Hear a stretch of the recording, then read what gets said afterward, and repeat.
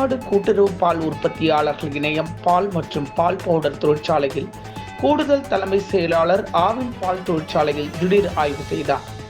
திருவண்ணாமலை செங்கம் சாலை அம்மாபாளையம் ஊராட்சியில் தமிழ்நாடு கூட்டுறவு பால் உற்பத்தியாளர் இணையம் மற்றும் பால் பவுடர் தொழிற்சாலை இயங்கி வருகிறது. இந்த தொழிற்சாலையில் ஆவின் பால், வெண்ணெய், நெய், பால் பவுடர், பாலாடை கட்டி, இனிப்பு வகைகள் உள்ளிட்ட பொருட்கள் தயார் செய்யப்பட்டு பல்வேறு மாவட்டங்களுக்கு விநியோகம் செய்யப்பட்டு வருகிறது. இந்த நிலையில் பாலின் வரத்து குறைந்ததால் கடந்த 2 ஆண்டுகளாக ஆவின் பால் தொழிற்சாலை செயல்படாமல் இருந்து வந்த நிலையில் தற்போது பாலின் வரத்து அதிகரித்துள்ளதால் கடந்த 3 மாதங்களாக ஆவின் பால் தொழிற்சாலை முழுவீச்சில் செயல்பட்டு வருகிறது.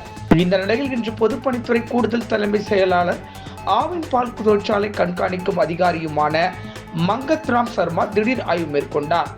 இந்த ஆய்வின் போது ஆவின் பால் தொழிற்சாலையில் உயர் அதிகாரிகள் கலந்து கொண்டு கூடுதல் தலைமை செயலாளருக்கு எவ்வாறு பால் தயார் செய்யப்படுகிறது, பாலில் இருந்து செய்யப்படும் வெண்ணெய், நெய், பாலாடை கட்டி, பால் பவுடர் உள்ளிட்டவைகள் எந்தெந்த கொதிகலன்களை பயன்படுத்தி செய்யப்படுகிறது என்று விரிவாக விளக்கமளித்தார்கள். தொடர்ந்து வெண்ணெய் மற்றும் நெய் தயார் செய்யும் இடங்களுக்கு சென்று நேரில் பார்வையிட்ட அவர் அனைத்து பொருட்களும் முறையாக தூய்மையானதாக தயாரிக்கப்படுகிறதா என்றும் ஆய்வு மேற்கொண்டார். இதனைத் தொடர்ந்து பொதுப்பணித்துறை கூடுதல் தலைமை செயலாளர் மங்கத்ராம் சர்மா கடந்த 2 ஆண்டுகளாக பாலின் வரத்து குறைவாக இருந்ததால் தொழிற்சாலை செயல்படாமல் இருந்து வந்தாலும் தற்போது பாலின் வரத்து அதிகரித்துள்ளதால் பால் மற்றும் பாலை கொண்டு தயார் செய்யப்படும் அனைத்து பொருட்களின் உற்பத்தி அதிக அளவு பெருகி அதிக அளவு லாபம் ஈட்ட எவ்வாறு பணியாற்ற வேண்டும் என ஆவின் பால் தொழிற்சாலை அதிகாரிகளுக்கும் பணியாளர்களுக்கும் அறிவுரை வழங்கினார்.